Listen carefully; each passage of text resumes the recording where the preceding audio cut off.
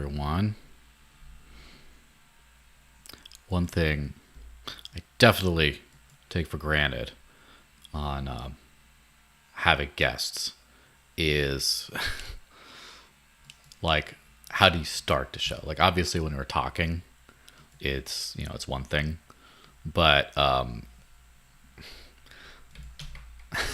it's just like the pre-show stuff, like while you're waiting for stuff to kick off, it helps have someone to talk to a little bit to get things going, make it a little bit less awkward, etc. So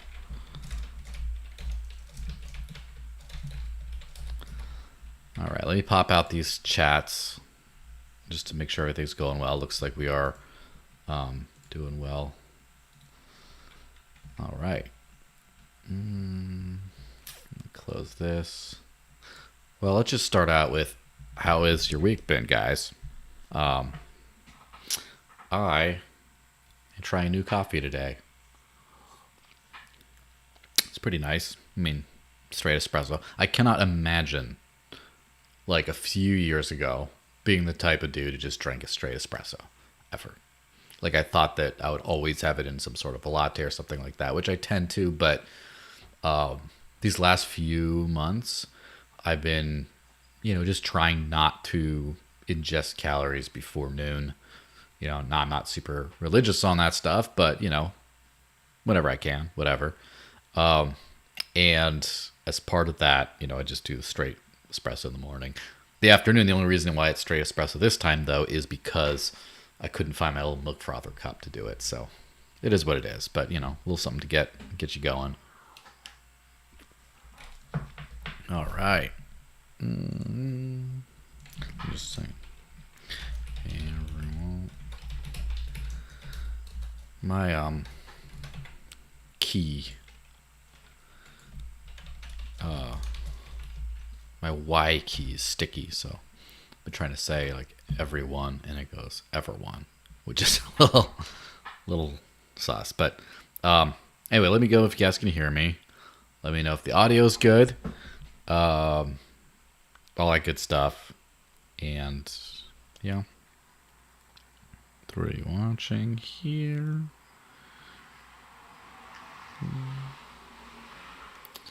And I've been also adding on to the whole streaming to Facebook and Twitter and stuff like that as well. So I'm gonna have to work harder on like keeping up with those live chat comments and stuff. But anyway,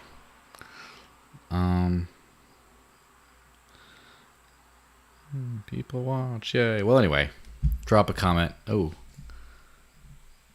Cosmic Peace says, I'm a brother. I've been following you for a while. Well, hello, Cosmic Peace.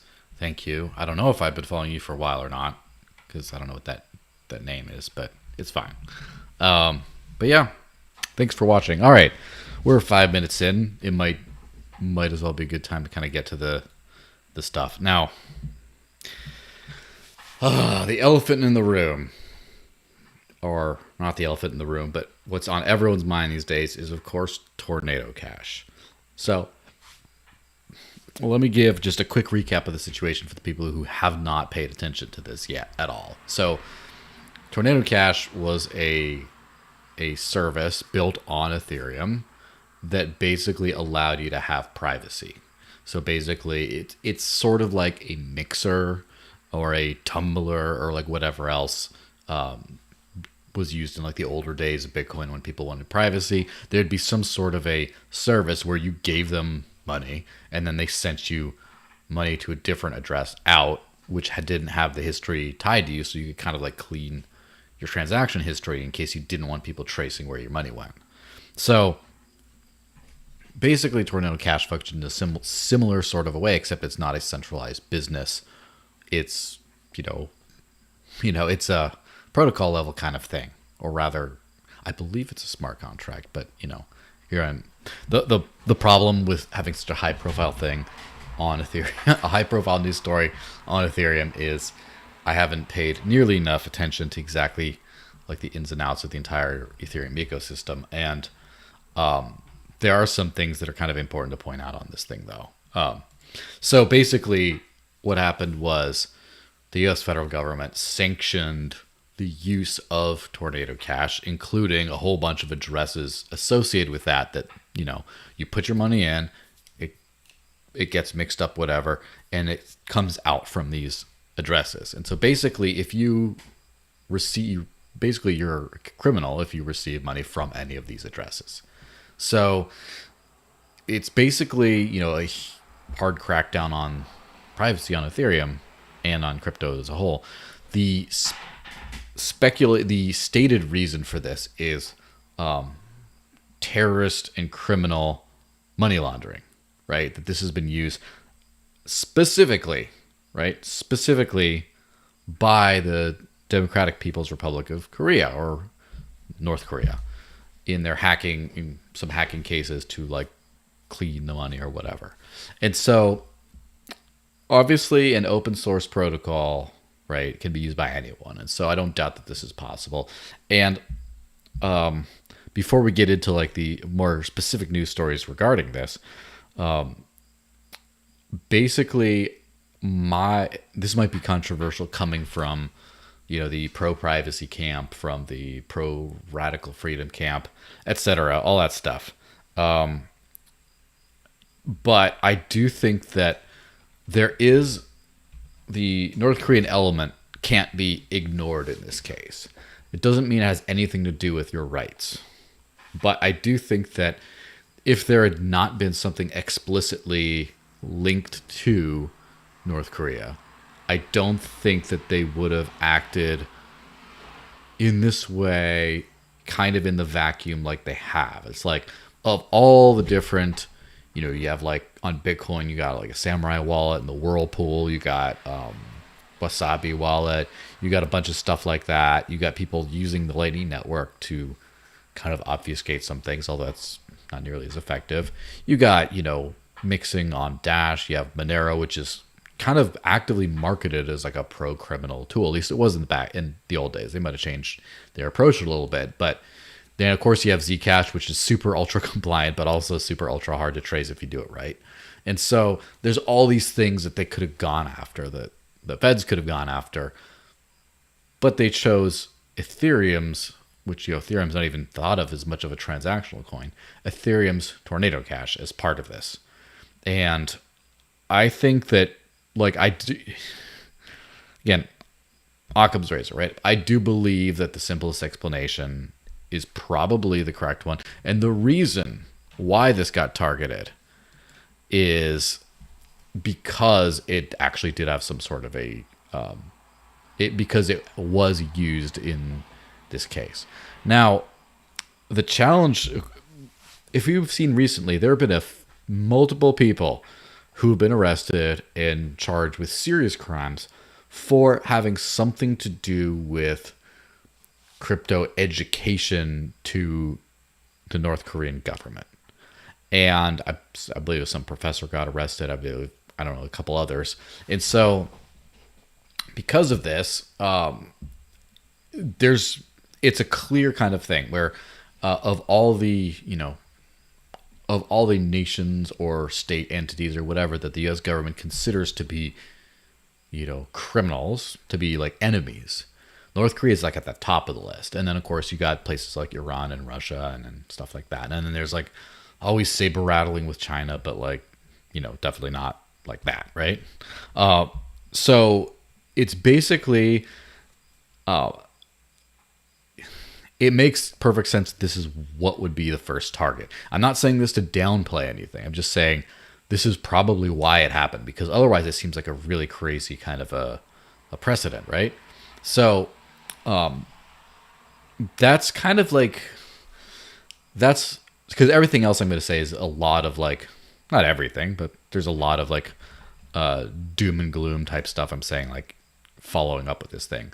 But that's basically the one like, well, to be fair kind of element in this whole thing is, it probably happened because this thing probably got triggered because of the North Korean connection. And that doesn't mean that any other mixers or anything like that, any other privacy protocol, etc., will necessarily come under attack immediately. Okay? So, now that I've said that, all the rest of the doom and gloom stuff. So, first off, this is a pretty horrible precedent. So, I might as well just go through the news stories related to that, and then kind of go more into implications. So, Dutch authorities arrest suspected Tornado Cash developer. The Dutch Fiscal Information and Investigation Service didn't rule out multiple arrests in its ongoing criminal investigation against the Tornado Cash crypto mixer. Authorities in the Netherlands have arrested a developer suspected to be involved in money laundering through the crypto mixing service Tornado Cash.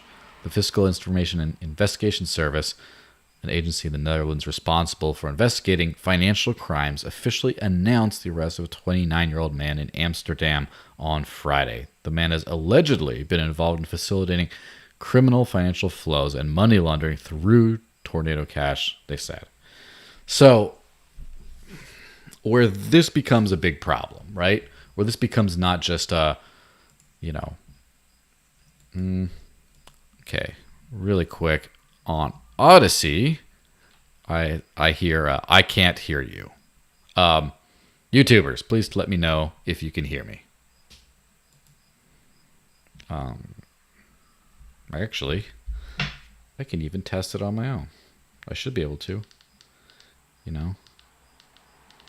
In fact, I was actually hearing. Yeah. So, all right. Thanks, Cosmic Peace, for saying that. Apparently, Odysee is glitching out. Now, y'all on Odysee, have you heard me at all? Assuming you're on Facebook, you're listening on YouTube as well. Have you heard me at all on Odysee today? Okay. Let me just figure that out before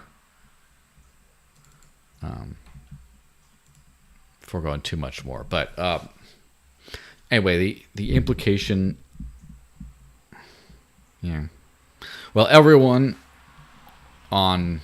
Let's see. Everyone on. Jump over to YouTube. The sound is working just fine. All right. I will send a message really quick to make sure I report these kinds of things as they tend to happen. But when you're talking about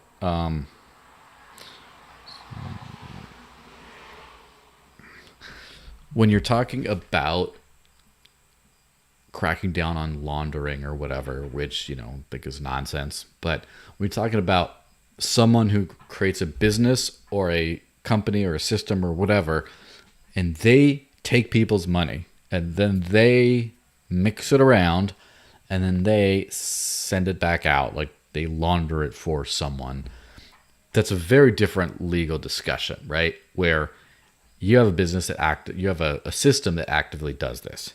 Now, if you have a system that allows people to do this themselves, that's an entirely different situation, because now you're not actually taking any action yourself. You just have a thing, people can go in, take advantage of it, and then there you go.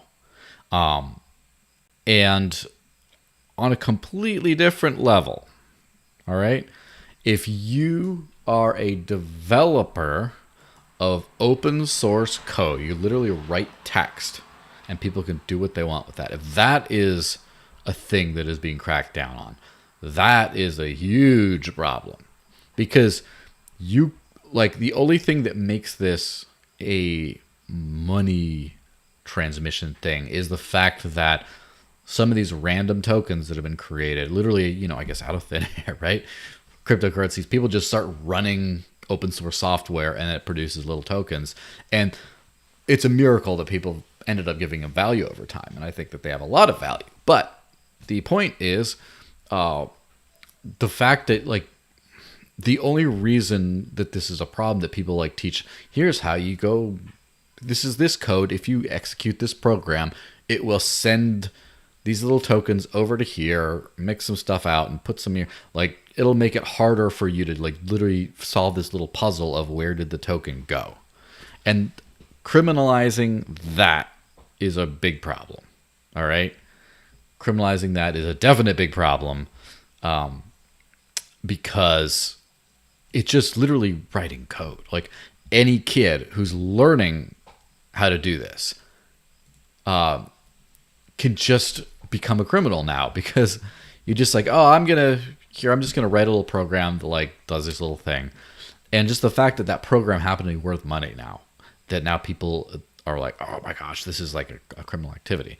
And so it's a huge problem with just like engineers and writers. It's a free speech issue of, beyond anything, right? To where anyone should be able to write text. Just, you should not be a criminal for just writing text. And it's not, you transmitted data that people didn't want to get out there. It was secrets, whatever. You write open source tech. You just like write pages of text that just is out there and anyone could do whatever they want with it. Criminalizing that is a huge problem, right? And I really hope that that's not exactly what's going on here. I really hope that the reason why this has been targeted, I mean, obviously we know why it's been targeted, but why the developers have been targeted is because of non-developer activity. It's because they are actively running a system and a business and profiting off of this. And I don't think that that's a crime either, by the way. But the fact that would make it so much less of a problem, because now, and there was something Cosmic Peace answered above can be a little bit of a, might as well kind of go into that a little bit. Virtually any cryptocurrency can now be, developers of virtually any cryptocurrency could now essentially be criminals. And like, so let me just explain, especially with like the Tornado Cash thing, it becomes really a problem, because let me explain really quick how Ethereum privacy works, or it doesn't, because it doesn't really have any, right? You have a long cryptographic hash of numbers, just like 0x, blah, blah, blah, blah, blah, and a bunch of weird letters and numbers. And if you put that in as a destination address when sending funds or interacting with a smart contract or whatever else, then it just goes there. And that's your account.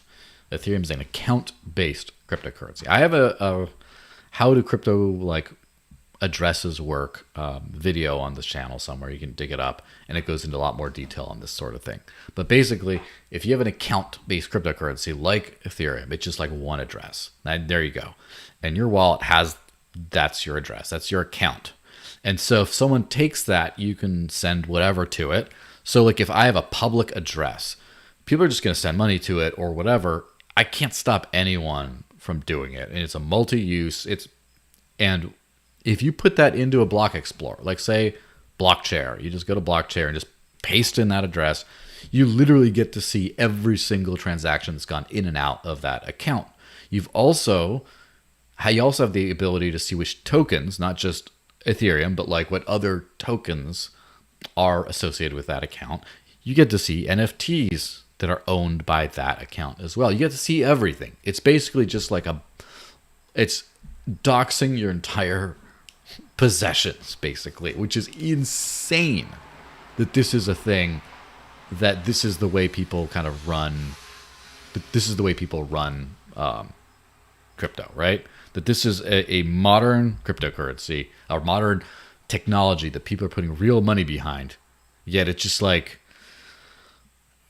everyone can see everything. It's insane. And so for like, that's one of the reasons I would never currently, I guess, put significant amounts of holdings or activity or anything in Ethereum, right? Because right now, that's just an insane invasion of privacy. You could open yourself up to all kinds of, actual criminal risk. People coming and stealing your stuff if they think you have enough. Just people seeing every transaction you have. Like it's just no good at all. So something like Tornado Cash is like, oh, obviously, in order to make Ethereum smart contracts and stuff operate more efficiently, they needed an account-based system, allegedly. I'm not too technical in this, but there's a reason why most of these smart contract platforms are account-based. I mean, there's some like for example, Cardano is a UTXO model, but it's, there's some drawbacks to that or whatever. I haven't looked into it too closely, but I would feel much better about using something like Ethereum if you have something like Tornado Cash, because then if stuff it gets a little too hot, right? Then you just have too many possessions. You have too much whatever. I would really like to mix things up a little bit, just so my entire life history isn't just in front of the entire world. Any troll on the internet, any jerk, any enemy, any criminal, anyone, right? It's not just all out there. And so the fact that like this is a crying need on Ethereum is for something like this, that if people want to pay a little bit of money, they should be able to just make sure that like their entire life history isn't out there. So that's what makes it surprising, first of all, surprising outside of the North Korean context, right? That Tornado Cash ended up being targeted. Because Ethereum is probably one of the most, unfortunately, transparent networks in the world. And the fact that, it's just ridiculous to go after a privacy offering that just obscures some stuff, but then everything that happens afterwards is still super linear and easy to trace. And so it's just like, it's honestly more effective in thwarting like basic people that like you're selling NFTs to from seeing how rich you are and if they want to rob your house kind of thing, than it is to like hide like something important. So that is, that's a big problem. Now, but if this whole developing open source technology that does this sort of thing is kind of a problem, now let's get on. It could affect everyone. So let's, for example, take Bitcoin or Bitcoin Cash or Dash or Litecoin or whatever Bitcoin-based UTXO currency, where anyone who's used these, which I hate to say, I don't even expect all of you to have, because of just how few people actually use crypto in the world, right? Because of the way this works, you generate a new address every single time. There are one single use addresses. And so if I want you to pay me back for something, right? Like, oh, hey, you got dinner this time. It's on me. Here, you pay it back. So at that point, I give you an address, you pay it back, and you look at the address, you can see if it got the money or not, but that's it. And then someone else, oh, hey, I'll hit you back for this thing. All right, fine. You get paid in another address, and now you have two addresses. The money's in both of these. And all you can see for like a super untrained eye is just two different, each address, but you can't see with the others. Now, where you can start to trace it, of course, and this is pretty trivial for people who are like, know what they're doing about this, right? For the average person who just basically knows how a block explorer looks, takes a little bit of like figuring it out. But the way this thing works is you can kind of think, okay, this coin went this way. Like after he received this, he sent it here, but this transaction, he happened to also send coins from a different one too. And you can say, well, where did that one come? And you can kind of say like, hey, I know the guy, this address here that paid him, and I know this address here. It must be the same guy who got both of them, because they both ended up later being moved. But then, of course, you could only like spend from one address at a time. You can never combine the two of them. Or there's things you can do to like make sure that all your money is not like traced like that. And it's more difficult. Of course, there's like CoinJoin and mixers and stuff like that work as well.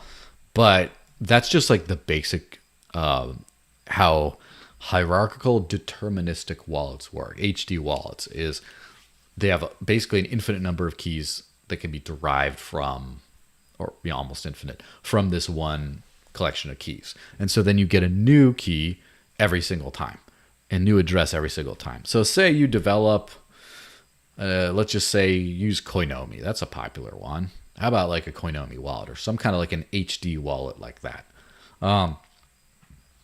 You could potentially go to prison if they're going after open source developers of privacy enhancing technology. And that's not even a privacy enhancing technology, just like a basic wallet. It's just some basic, this address is not your entire transaction history kind of a thing, right? It's not like, oh, you're making stuff super anonymous, you're laundering, man. Just like that basic thing. And like the precedent is insane, as I said.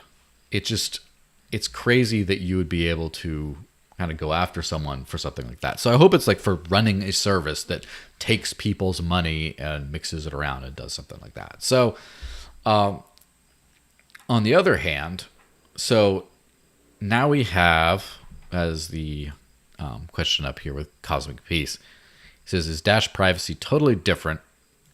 Are they coming after Dash? So the answer to number one is yes, totally different. I would say like 90% different. Are they coming after? No, I don't. Not short term, absolutely. I don't think so. Midterm, like within the next few years, probably not. It really depends on this whole like precedent thing, because some people at the worst end of the spectrum might say you're developing open source technology that people can use to launder money. Therefore, you're a criminal. Which, as I mentioned, is a completely insane thing to do. And it just, I can't believe that anyone would kind of go for that. That's an insane precedent. So that's number one. But on the other end of it, so first off, this is baked into the protocol. It's the way the coin works. Whereas Ethereum, it's like an add-on service that someone specifically runs. So if you just develop all kinds of different features, you run the core protocol. First off, that's different. Second, it is it's a non-custodial system. So my understanding is admittedly limited on exactly the ins and outs of Tornado Cash and exactly how it kind of works, but I've noticed that this has been a case in the past with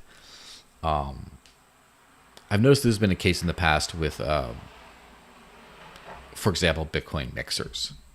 Hold on a second. There's a lot of noise coming from this window. I was airing out the thing because I ran some ozone in here to get out some odors. This used to be a smoker's house and stuff, and so I was airing it out briefly. But I think I can close the window and it won't kill me. Fingers crossed, though. Hold on a second.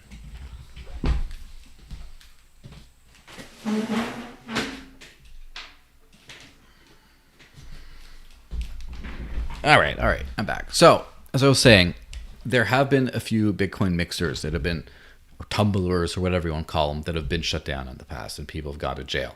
Those have been businesses or services that have accepted fees from people, but have, more importantly, they've taken people's money, right? So people send them, they've moved them around for them and given them back. And so there have been arrests over tumblers and such forever, for a long time, right? And what makes that different and what has not been targeted has been mixing protocols or services that are peer-to-peer and trustless. So for example, Samurai Wallet and Wasabi Wallet and who knows how many other CoinJoin implementations on Bitcoin have not been targeted. And I mean, as far as I know, but what basically happens with that is you have a central server of some kind, or multiple ones. And in the case of Xiaomiang CoinJoin, the server does not have knowledge of the mixing parties that it's using. But basically, there's a coordinating service that basically allows people to swap coins with each other, right? So instead of, I want to anonymize my money, I want to break a trail, I want to throw it off, I'm taking a big wad of coins and I'm giving them to a service, and the service kicks it back out to me, to a different address or something, and we just don't know where it came from. Kind of, we can't really tell whose it was because they do it. Instead of that, I go to just another person who wants the exact same thing as me, and we do a little old tradesies. Here, I'll give you my money, you go give me mine, and then you give me yours. And then we go to another person, I'll give you some of your here, and we just swap back and forth between individuals. And there you go. And so wanting privacy is not like a crime, you know? And especially if you like, here's the thing. I'm sure if you use privacy enhancing techniques to get away with some things, I'm sure like if you're already being targeted for those things, I'm sure you could already be exceptionally targeted for that. But so for example, if you make an honest living, you pay all your taxes, you report all the stuff, you don't buy anything illegal, but you just like mix around your money so like average people can't see it, but then everything else is accounted for. That's not a problem on your end, right? Now the thing is about like, what about the mixer, the launderer? Well, if it's not a laundering service, it's not a mixing service, it's just a protocol that like allows you to connect with other people and kind of do this. There you go. You're not actually actively like mixing other people's funds and things like that. You're just sort of mixing your own. And so it's a highly different kind of a thing. And so the custodial nature is one thing. Now, obviously, what makes Tornado Cash different from stuff that has happened in the past is that what's different is that it's not like a centralized system. That like it's not like a company that like takes your money and does this stuff. What's different about it is, it's essentially, I guess, a trustless, as long as like the smart contract works, it's like a trustless system that just like you sent money in and it goes, man, it automatically does it. Someone just created this automated thing. Where it's different from a lot of these like CoinJoin implementations, things that have not been targeted, is that it does not cause you to lose control of your money. You don't send it somewhere to be mixed. It mixes between individuals. There's no central, I guess, honeypot or whatever that takes all the money and gets mixed around and then goes. And so, yeah. So that's kind of what makes it different. The fact that there's an open source developer in charge of that might cause some problems. But basically, I don't see how that could be anything of a... I think that would be... it would be a difficult legal definition to try to get a protocol level CoinJoin type implementation or other privacy enhancing thing. It would be very difficult to get that classified as just like criminal and illegal. I think so. It just from that, because then where's the line? Okay, then are you going after HD wallets where you generate a new address every time? Oh, you can't do that. It's just one address per account. Are you going to enforce KYC at the protocol level? That's where it gets like, okay, if you're there, then crypto's illegal. Sorry, it just is, and we got to deal with that. So I hope that that's not the case, because I'd love for this technology to continue to grow and flourish in positive jurisdictions and without fear of being legally targeted for doing things like that, right? So yeah, it's pretty crazy. So I mean that whole thing kind of and by the way, I did restart the Odysee stream a little while back. If you want to see if there's sound working on that, let me know. So let me just make sure there's nothing I missed real quick. Great Wolf did say he doesn't like the term, let's just call him privacy enhancing service. Yeah, I agree. Or just like, I would prefer whatever industry terms like CoinJoin or whatever. That's fine with me. Anyway, as far as the other thing, so in this whole saga, so what's happened is Tornado Cash has been sanctioned. A list of addresses has been sanctioned, and they just arrested a developer, an alleged developer in the Netherlands because of this. Now, as far as some other things about it, someone has been using the service, because, you can, I guess, still, to send small amounts of Ethereum to basically any celebrity out there they could find, any bigwig in the crypto world, any celebrity, like for example, the founder of Ethereum, they sounded to Vitalik Buterin, although he also admitted that not only did he was he involved in like the signing ceremony for creating Tornado Cash back in the day, but he even used it to provide privacy on his donations to Ukraine. And so he is complicit in this whole thing as well, I guess. I mean, is how ridiculous it is. And also just all kinds of people like Jimmy Fallon or other people, a bunch of weird celebrities. A lot of people have like, it became trendy to have a .eth like domain, like a username thingy, where basically if you send it like nick.eth, it resolves to like your Ethereum account and you send it to there. So basically all these high profile Ethereum people have gotten illegal sanctioned transactions sent to them in the last couple of days, just as a way of like, it's so ridiculous to say anyone who uses this service is a criminal. Anyone who receives from this open source permissionless thing is a criminal. Therefore, we're going to make everyone a criminal. Everyone who clearly could not be argued to be a criminal. And so that is a bit of a risky move, right? That is a little bit of a risky move because, first off, if you're just any high profile usage of this stuff is, risky, but also it's risky because you could be causing a lot of danger or whatever to other people involved who had nothing to do with any of this, who were just, they weren't even seeking privacy, But I think that is far overshadowed by the amount of benefit in making everyone a criminal, therefore no one a criminal, kind of. And because if basically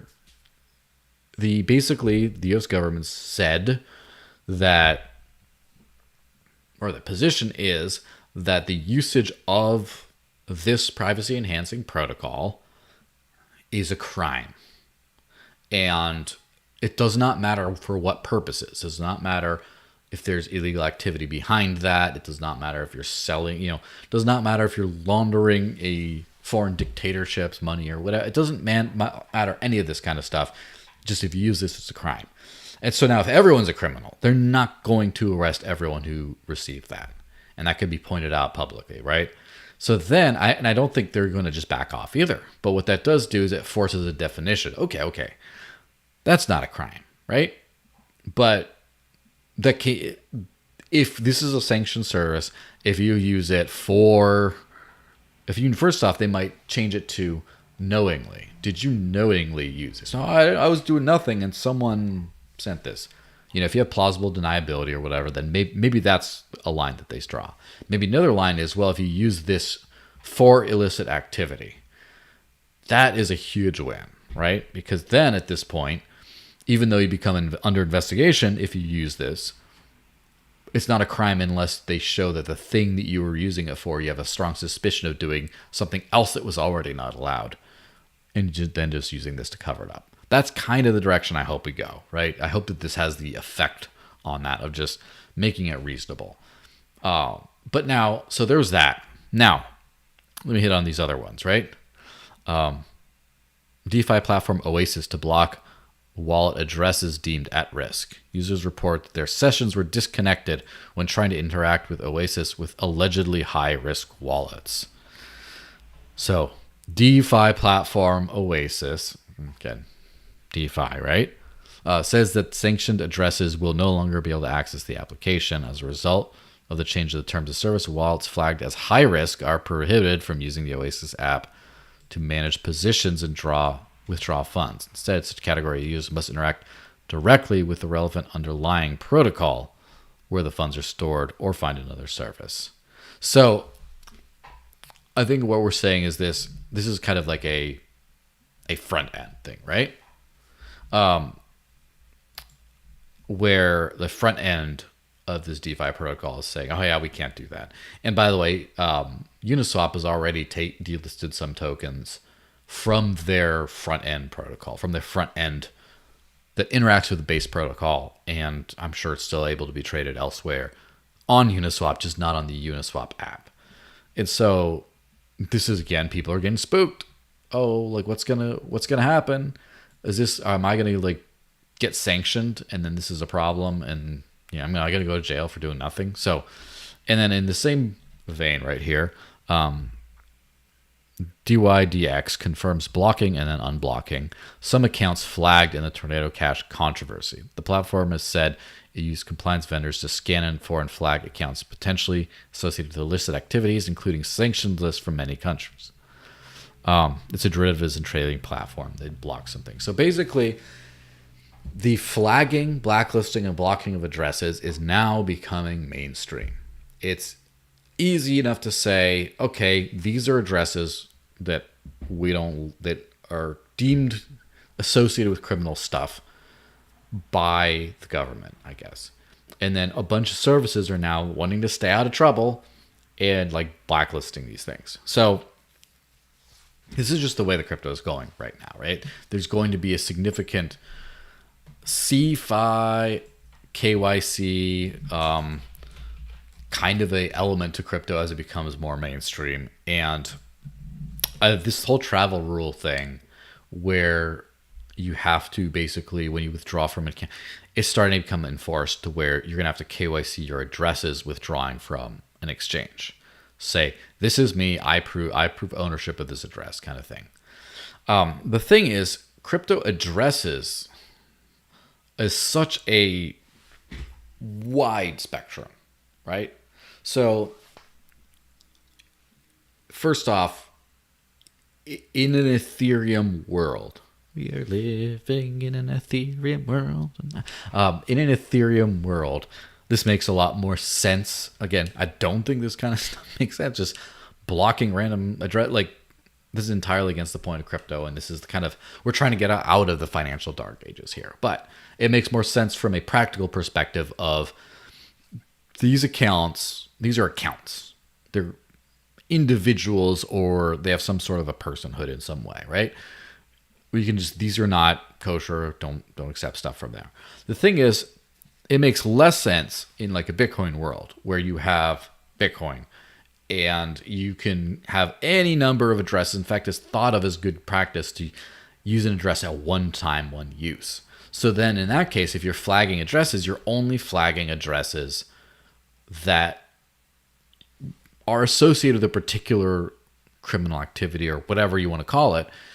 And so it's like, well, can use this, but then you're not actually banning the individual or the entity doing this stuff. It's just that specific pocket of money. Oh, we don't use that. So that's just much less relevant.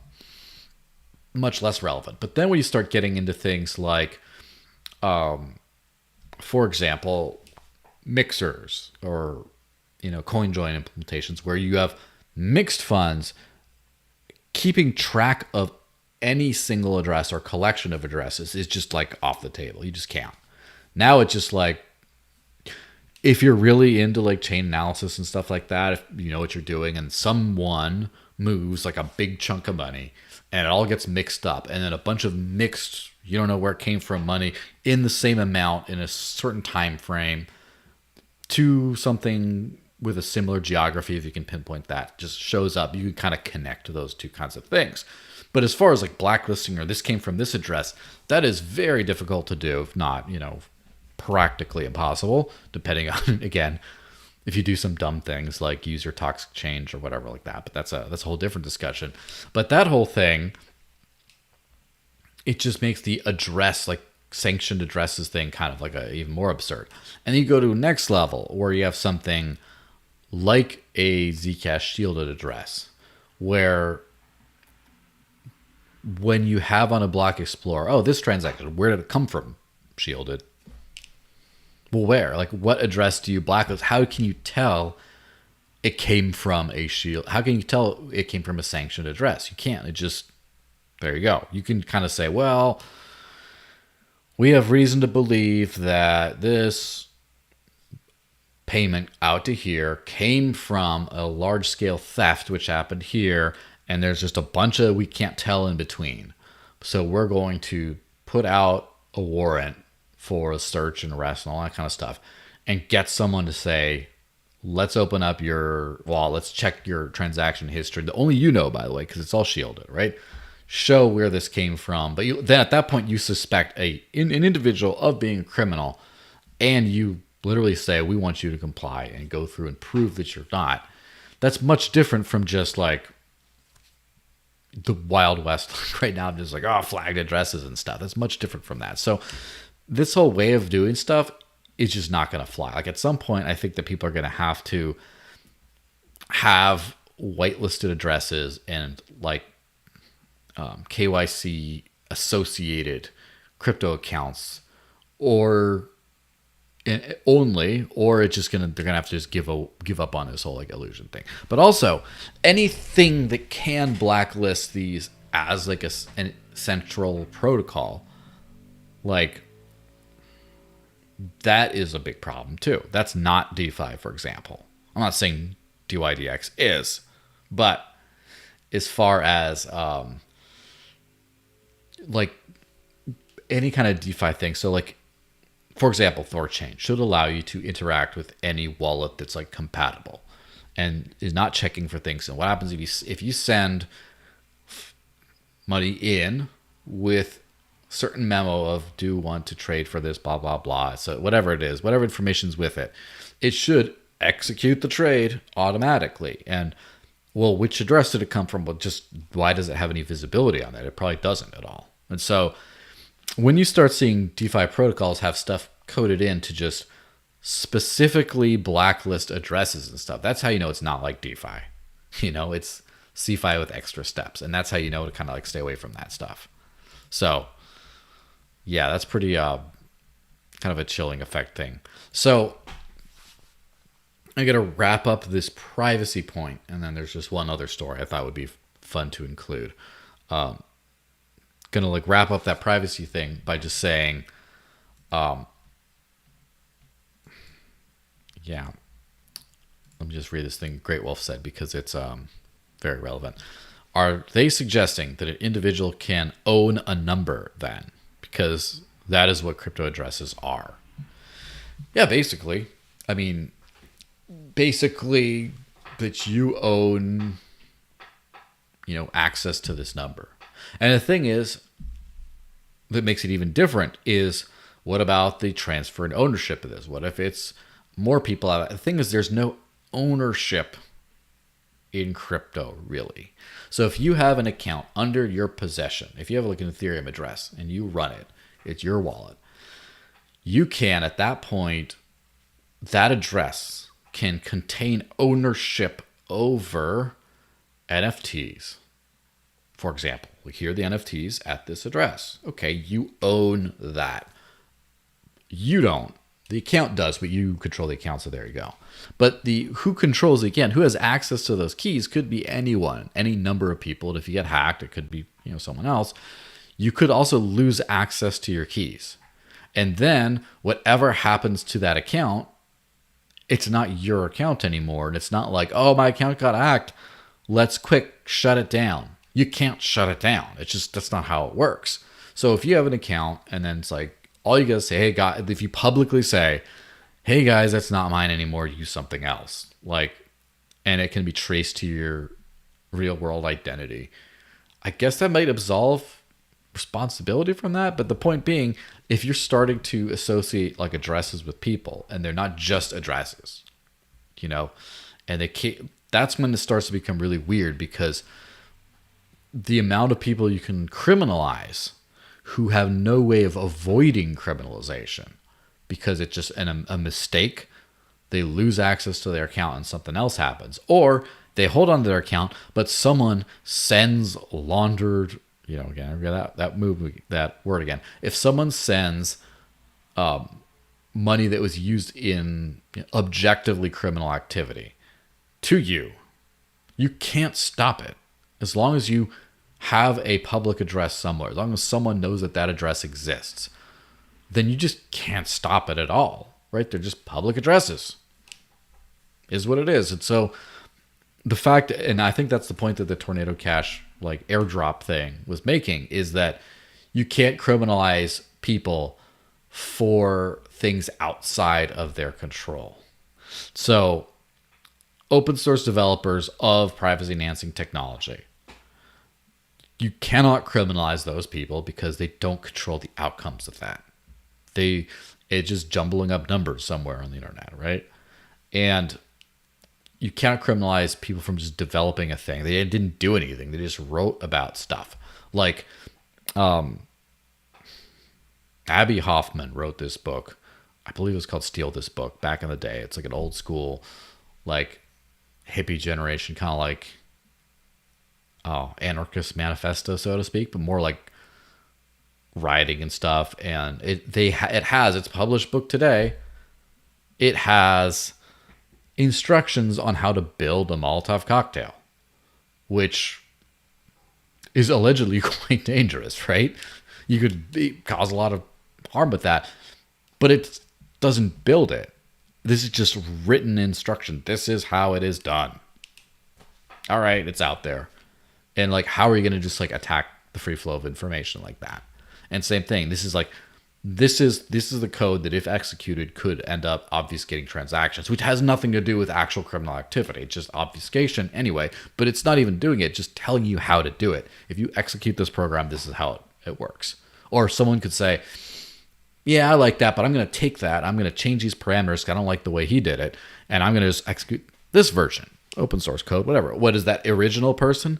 Like, so what happens if you write a Tornado Cash protocol, except it's open source, except it doesn't work? You write something that doesn't actually effectively mix your funds around at all, right? It doesn't do that at all. It doesn't really work, but it's 99% of the way there. And then someone can just take that information, that freely available information, and then, coding knowledge, you change a couple parameters, and then you execute that. That does work. All right. So that, okay, you might criminalize that person, but the one before that who built something is 99% of the way there. It's just like, you can send all kinds of firearms parts except for like the lower receiver, which is the thing that makes it a gun. So if you 3D print that yourself, you can just buy the rest of the gun parts and just assemble it all. Now you got a gun, right? And it's like, that's basically the way we're kind of trending. And by the way, you can print an entire gun from scratch.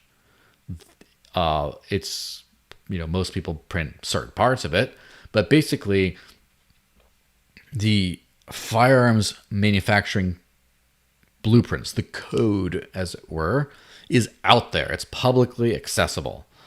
Obviously, I think it's been taken down a few times depending on which site or whatever you're thinking of, but it's out there. It's publicly accessible and people are doing it all the time. And you just can't stop that at this point. And more importantly, it's just absurd to criminalize anyone who holds certain amounts of like data online that like doesn't actually manufacture firearms, doesn't actually manufacture money, or doesn't actually manufacture privacy enhancements of said money. That's where it gets all weird, because starting with the Bitcoin revolution, it's not like someone just made a program that like made their own money. It was just code that anyone could run to like participate in this system that has these little tokens that just don't mean anything until they mean everything, right? And then, people copy that, and then there's another one. Like every single fork of Bitcoin that you're working on in your garage, because you're just like, I want to see how it works. I want to see, oh, look, it's generating blocks. Oh, yeah, my phone is mining in the other room. This is fun. Like, that's not counterfeiting money, because it's just code and it's making its own thing that people have later thought to have value. And so my conclusion on all that is, and so, as Great Wolf said, I think the government criminalized algorithms used in PGP back in the 90s. Yes, cryptography that cross state line, cross borders, which is like the most ridiculous concept, was criminalized as well. I do think that this is I guess it's an optimistic take, right? Depending on who you are and what you think about this. But my take is, this isn't the end of decentralized open source crypto. Obviously not. This is not even the end of privacy on said things. This is just the government's not knowing what to do about it, knowing they have to criminalize something, and literally the one thing that they want to be able to do is enforce sanctions against North Korea. That's like the top priority list for like this kind of stuff. And if you have the North Korean government evading those sanctions, that's something they're going to take action on, even if it doesn't make sense, especially if it doesn't make sense. So that's kind of like what's happening first. The open source community is big and kind of like, there's all these like stuffed shirt Ethereum people that are just like, compliance this and DeFi and, what do you call it? Hedge fund that, and, VC money this, and just like all the most like boring, like anti-cypherpunk kind of like, just, they're all speaking like, rabid Monero maximalist now. Like, I think there's a big uniting effect in this whole thing where you have giant chunks of the world now that would just absolutely not settle for the regulation of this in this way.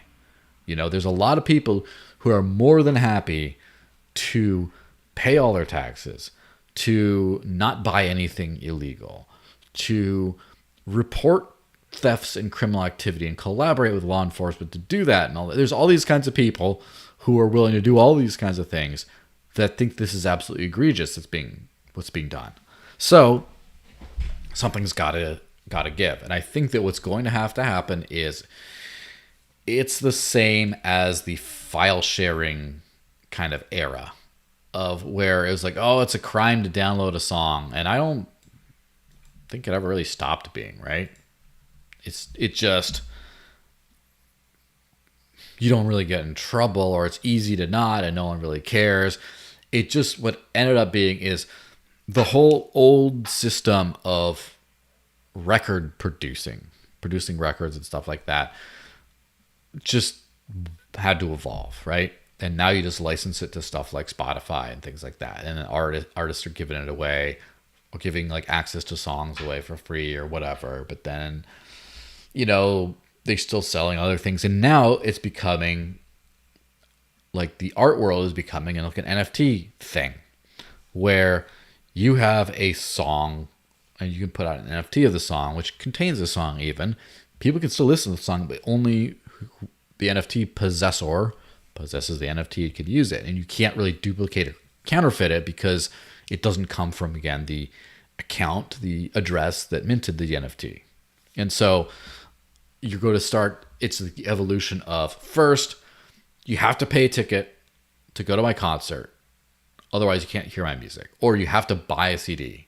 Or you have to license the rights to play the songs like in a bar or whatever like that. It's either like any of that stuff. It goes all the way to like, okay, the file sharing revolution where anyone can share and do whatever with anything. All right? Stealing music, whatever. And that kind of forced a realignment back to, okay, well, that stuff is still kind of illegal, but like, we're not trying too hard because we realize we can't do anything about it anymore.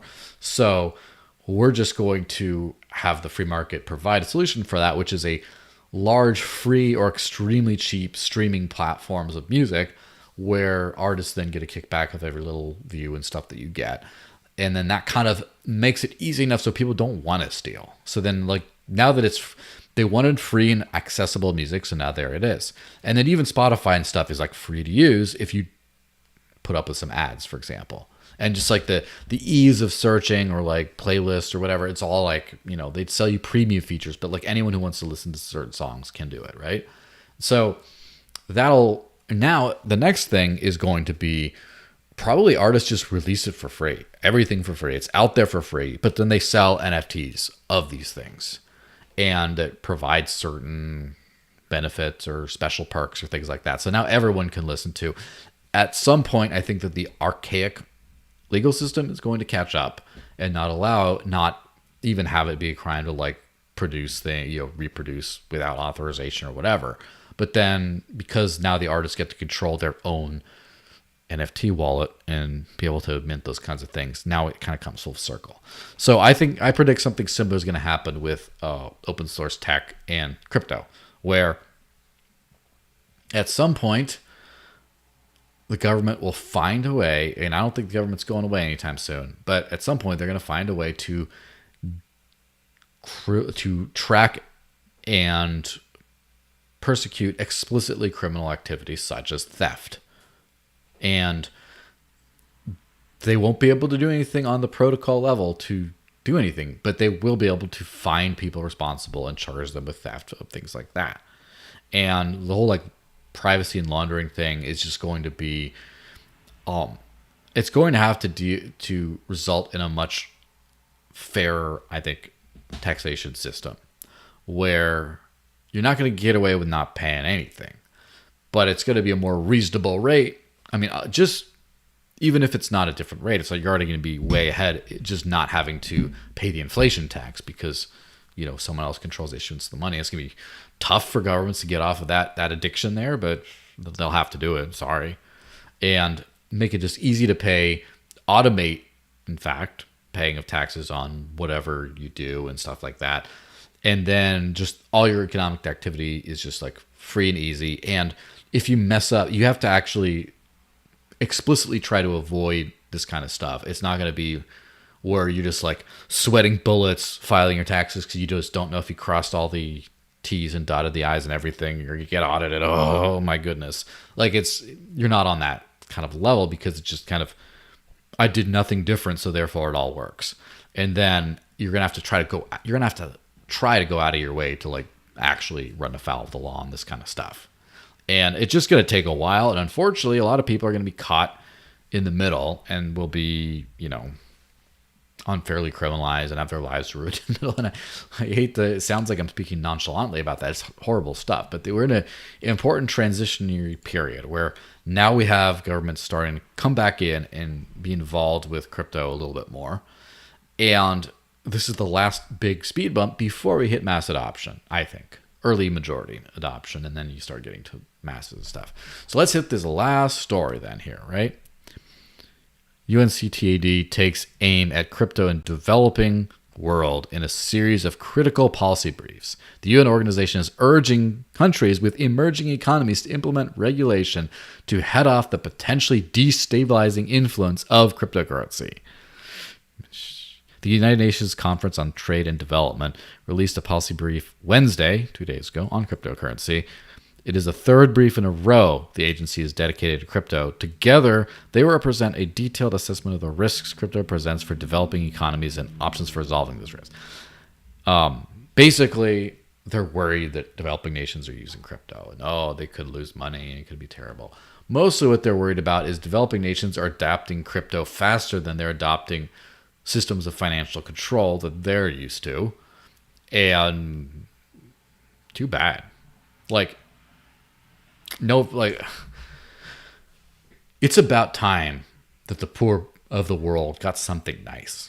It's about time, downtrodden countries that just, haven't had all the, stability and infrastructure and opportunity and stuff of more developed nations, that they just got to have all the cool stuff that people in more developed and wealthy countries like here get to have already. Just let them have better money. Just let them figure it out. Let them do their own trajectory stuff. Don't try to go and control. Just how terrible is it to just be attacking, just trying to ruin it for the poor? I mean, I get if you're all these rich people in first world countries are all gambling off the stuff and scamming people, we need to stop that. Okay, whatever. But then just leave the poor alone that you would not given any meaningful help or rights or anything to over the generations. You've already screwed them. Let them dig themselves out of that. How crazy is that? Anyway, I think this is a good time to wrap it up. Let me just check extra comments. Let me check the Odysee ones. Yeah, Grateful said they're not even servicing the poor. What do they care? Yeah, exactly. They're servicing poverty, as in they're maintaining poverty. I mean, when you have most major cryptos have outpaced the value of the US dollar over long term. And the US dollar is the stable cream of the crop of the fake government monies. And you try to like deny people that, the hell. Like, just let the poor not be poor for once. I mean, anyway, before I get too riled up, might as well be a good time to call this thing. Thanks everyone for watching. It's been a good time. I believe I had it scheduled for next week, to be the full, like, back to the guests, all the cool, with everything else cool stuff. I might have to put it off another week because I didn't realize I had commitments on that day. So, yeah, I might just have to do one last recorded, like pre-recorded news recap thing, and then the week after that, we'll be back in the full swing of things. But yeah, I'm busily working away.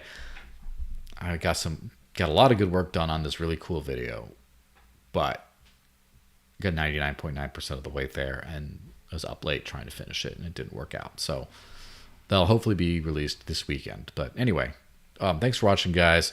It's after party time. If you know how to contact me, which, you know, if I'm on Twitter or if I'm in Discord somewhere or Telegram, it's like my handle. I'm going to do an after party, which is just this, right? Just except with multiple people, and we'll all be together and just chatting anything you want. It's just like this, except it's not broadcasted, not recorded. So feel free to do whatever you want. So it's always fun. It used to be for the Dash after party, the Dash podcast after parties, but then ended up being just the after party, and is a thing of its own. So anyway, have fun with that. Yeah, so I'll see you guys later. Let me just close all this stuff out, and yeah, see some of you in a few minutes, everyone else next week, and definitely in 2 weeks for the grand reopening.